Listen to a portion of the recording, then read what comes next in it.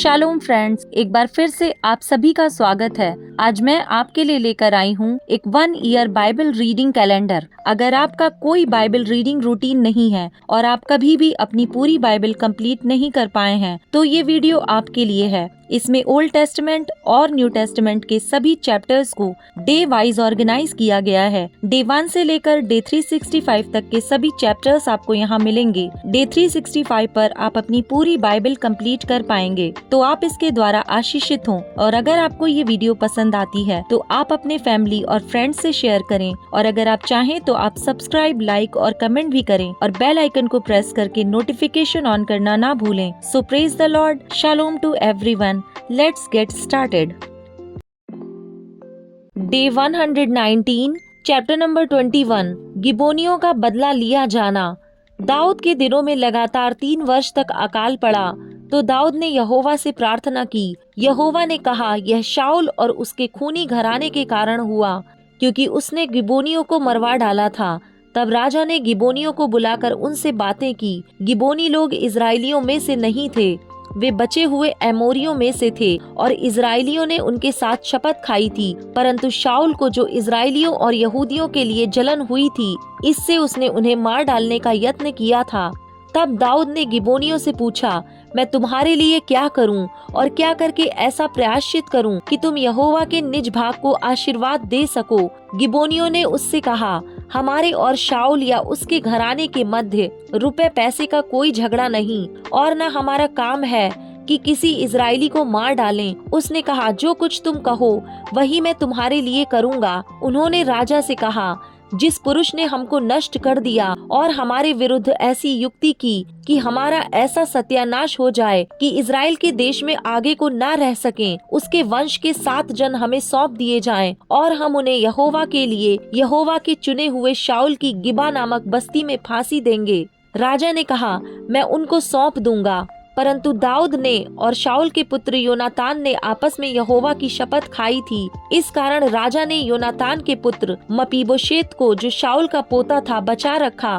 परंतु अरमोनी और मपीबोशेत नामक अय्या की बेटी रिस्पा के दोनों पुत्र, जो शाऊल से उत्पन्न हुए थे, और शाऊल की बेटी मेरब के 5 बेटे, जो महोल वासी बर्जिल्ले के पुत्र अद्रिएल की ओर से थे, इनको राजा ने पकड़वाकर गिबोनियों के हाथ सौंप दिया। और उन्होंने उन्हें पहाड़ पर यहोवा के सामने फांसी दी, और 7 एक साथ नष्ट हुए। उनका मार डाला जाना कटनी के पहले दिनों में, अर्थात जौ की कटनी के आरंभ में हुआ।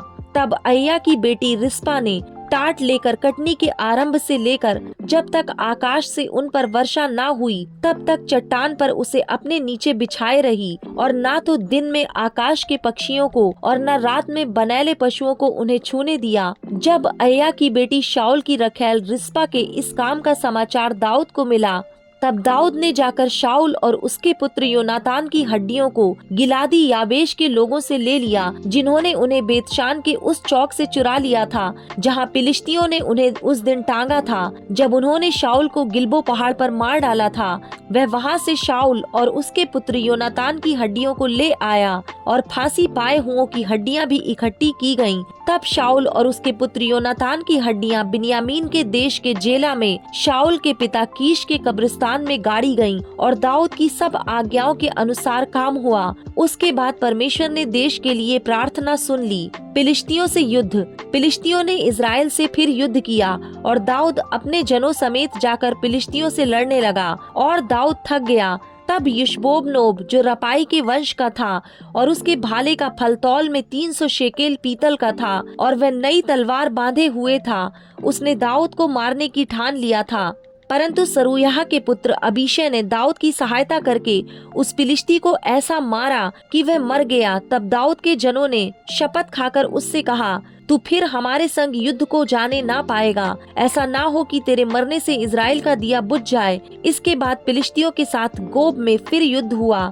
उस समय हुशाई सिबक्के ने रपाई वंशी सबको मारा।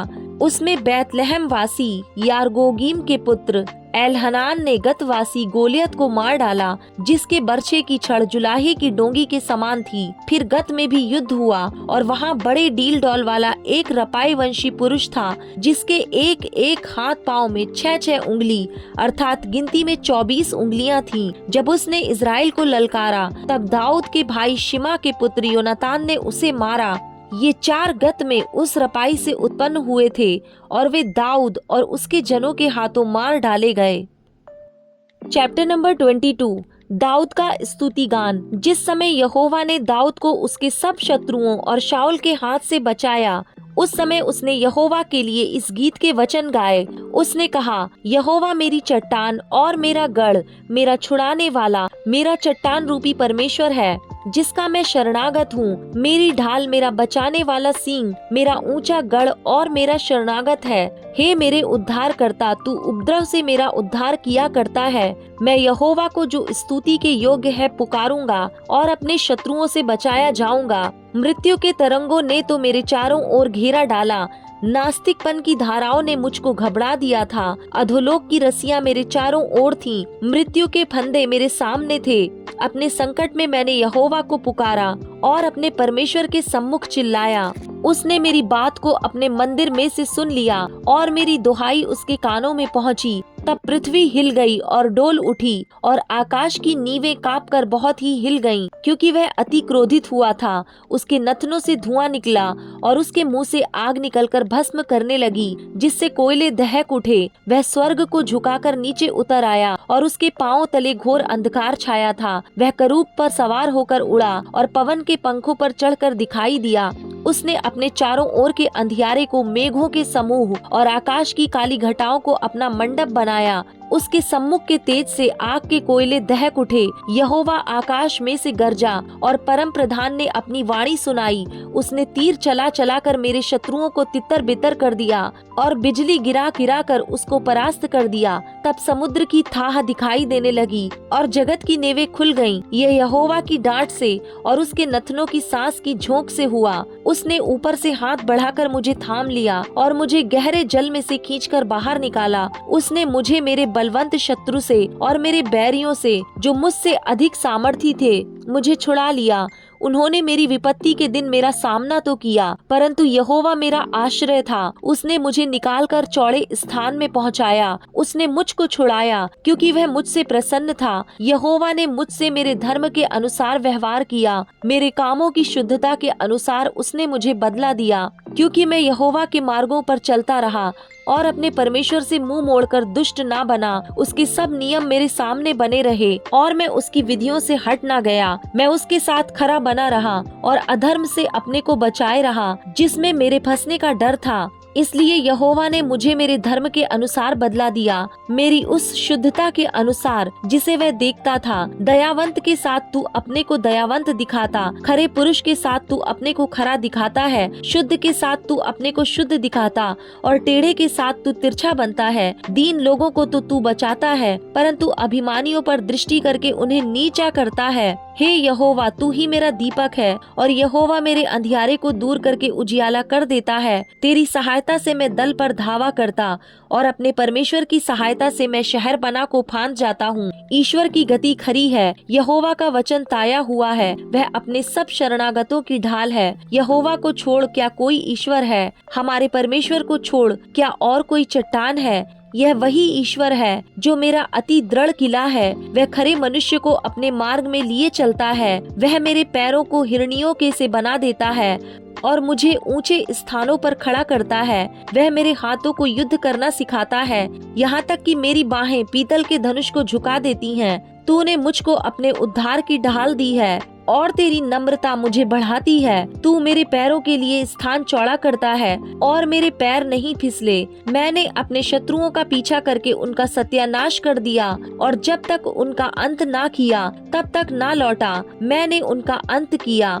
और उन्हें ऐसा छेद डाला कि वे उठ नहीं सकते, वरन वे तो मेरे पाँव के नीचे गिरे पड़े हैं। तूने युद्ध के लिए मेरी कमर बलवंत की और मेरे विरोधियों को मेरे ही सामने परास्त कर दिया। तूने मेरे शत्रुओं की पीठ मुझे दिखाई ताकि मैं अपने बैरियों को काट डालूं। उन्होंने बाट तो जोही परंतु कोई बचाने वाला ना मिला। उन्होंने यहोवा की भी बाट जोही परंतु उसने उनको कोई उत्तर ना दिया। तब मैंने उनको कूट कूट कर भूमि की धूल के समान कर दिया। मैंने उन्हें सड़कों और गली कूचों की कीचड़ के समान पटक कर चारों ओर फैला दिया। फिर तूने मुझे प्रजा के झगड़ों से छुड़ाकर अन्य जातियों का प्रधान होने के लिए मेरी रक्षा की। जिन लोगों को मैं ना जानता था वे भी मेरे अधीन हो जाएंगे। परदेशी मेरी चापलूसी करेंगे। वे मेरा नाम सुनते ही मेरे वश में आएंगे। परदेशी मुरझाएंगे और अपने किलों में से थरथराते हुए निकलेंगे। यहोवा जीवित है, मेरी चट्टान धन्य है और परमेश्वर जो मेरे उद्धार की चट्टान है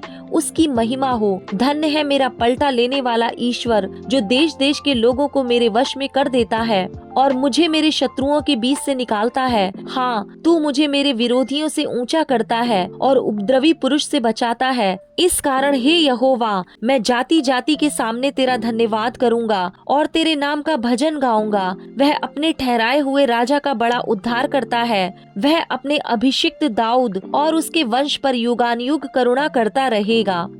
look chapter number 22 verse number 1 to 30। यीशु के विरुद्ध षड्यंत्र। अख़मीरी रोटी का पर्व जो फसह कहलाता है निकट था और प्रधान याजक और शास्त्री इस बात की खोज में थे कि उसको कैसे मार डालें, पर वे लोगों से डरते थे। यहूदा का विश्वासघात। तब शैतान यहूदा में समाया जो इस्करियोती कहलाता और 12 चेलों में गिना जाता था। उसने जाकर प्रधान याजकों और पहरुओं के सरदार के साथ बातचीत की कि उसको किस प्रकार उसके हाथ पकड़वाए। वे आनंदित हुए और उसे रुपए देने का वचन दिया। उसने मान लिया और अवसर ढूंढने लगा कि जब भीड़ ना हो तो उसे उनके हाथ पकड़वा दे। चेलों के साथ फसह का अंतिम भोज। तब अख़मीरी रोटी के पर्व का दिन आया जिसमें फसह का मेमना बलि करना आवश्यक था। यीशु ने पतरस और यूहन्ना को यह कहकर भेजा, जाकर हमारे खाने के लिए फसह तैयार करो। उन्होंने उससे पूछा, तू कहाँ चाहता है कि हम इसे तैयार करें? उसने उनसे कहा, देखो, नगर में प्रवेश करते ही एक मनुष्य जल का घड़ा उठाए हुए तुम्हें मिलेगा। जिस घर में वह जाए तुम उसके पीछे चले जाना और उस घर के स्वामी से कहना, गुरु तुझसे कहता है कि वह पाहुनशाला कहाँ है जिसमें मैं अपने चेलों के साथ फसह खाऊं। वह तुम्हें एक सजी सजाई बड़ी अटारी दिखा देगा, वहीं तैयारी करना। उन्होंने जाकर जैसा उसने उनसे कहा था वैसा ही पाया और फसह तैयार किया। प्रभु भोज जब घड़ी आ पहुंची तो वह प्रेरितों के साथ भोजन करने बैठा और उसने उनसे कहा, मुझे बड़ी लालसा थी कि दुख भोगने से पहले यह फसह तुम्हारे साथ खाऊं, क्योंकि मैं तुमसे कहता हूँ जब तक वह परमेश्वर के राज्य में पूरा ना हो तब तक मैं उसे कभी ना खाऊंगा। तब उसने कटोरा लेकर धन्यवाद किया और कहा, इसको लो और आपस में बांट लो, क्योंकि मैं तुमसे कहता हूँ कि जब तक परमेश्वर का राज्य ना आए तब तक मैं दाख का रस अब से कभी ना पीऊंगा। फिर उसने रोटी ली और धन्यवाद करके तोड़ी और उनको यह कहते हुए दी, यह मेरी देह है जो तुम्हारे लिए दी जाती है। मेरे स्मरण के लिए यही किया करो। इसी रीति से उसने भोजन के बाद कटोरा भी यह कहते हुए दिया, यह कटोरा मेरे उस लहू में जो तुम्हारे लिए बहाया जाता है नई वाचा है। पर देखो, मेरे पकड़वाने वाले का हाथ मेरे साथ मेज पर है, क्योंकि मनुष्य का पुत्र तो जैसा उसके लिए ठहराया गया जाता ही है, पर हाय उस मनुष्य पर जिसके द्वारा वह पकड़वाया जाता है। तब वे आपस में पूछताछ करने लगे कि हम में से कौन है जो यह काम करेगा। महान कौन पर वाद विवाद। उनमें यह वाद विवाद भी हुआ कि उनमें से कौन बड़ा समझा जाता है। उसने उनसे कहा, अन्य जातियों के राजा उन पर प्रभुता करते हैं और जो उन पर अधिकार रखते हैं वे उपकारक कहलाते हैं, परंतु तुम ऐसे ना होना, वरन जो तुम में बड़ा है वह छोटे के समान और जो प्रधान है वह सेवक के समान बने। क्योंकि बड़ा कौन है, वह जो भोजन पर बैठा है या वह जो सेवा करता है? क्या वह नहीं जो भोजन पर बैठा है? परंतु मैं तुम्हारे बीच में सेवक के समान हूँ। तुम वह हो जो मेरी परीक्षाओं में लगातार मेरे साथ रहे, और जैसे मेरे पिता ने मेरे लिए एक राज्य ठहराया है वैसे ही मैं भी तुम्हारे लिए ठहराता हूँ, ताकि तुम मेरे राज्य में मेरी मेज पर खाओ पियो, वरन सिंहासनों पर बैठकर इज़राइल के 12 गोत्रों का न्याय करो।